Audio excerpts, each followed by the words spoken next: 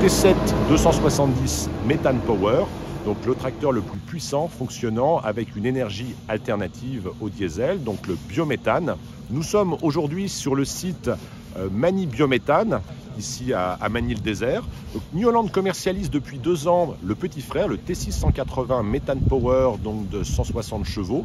La demande des agriculteurs méthaniseurs portait sur un tracteur un peu plus puissant, et donc nous présentons à l'état de prototype pour l'instant le T7 270, mais il est déjà disponible à la commande pour des livraisons à partir du début de l'année 2026.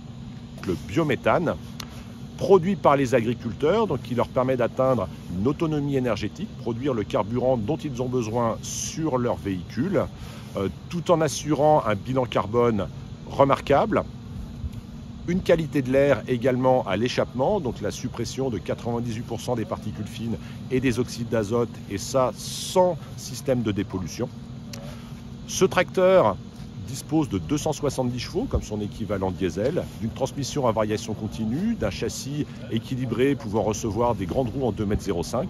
Donc tout ce qui fait un tracteur puissant et polyvalent aujourd'hui. Les avantages du biométhane sont nombreux. D'une part, on va garder la rusticité d'un moteur thermique. Et donc ça, c'est quelque chose qui est connu, qui est bien maîtrisé.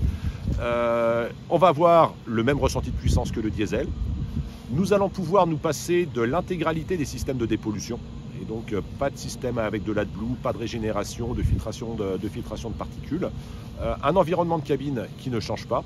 Et puis l'accès à l'autonomie énergétique, donc être producteur de son propre carburant. Et donc ça, c'est quelque chose qui est vraiment important quand on voit les oscillations, les risques qui peuvent se présenter en cas de crise politique sur le coût du carburant. Le produire soi-même, c'est la garantie de maîtriser ses coûts d'exploitation.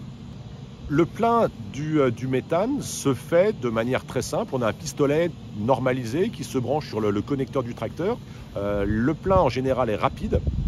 Et donc dès qu'on a cet accès à la conduite de distribution, on peut y mettre un compteur, une station donc qui est composée d'un compresseur et d'un système de stockage qui va permettre de ravitailler un T6 en 5 à 8 minutes, un T7 en une quinzaine de minutes.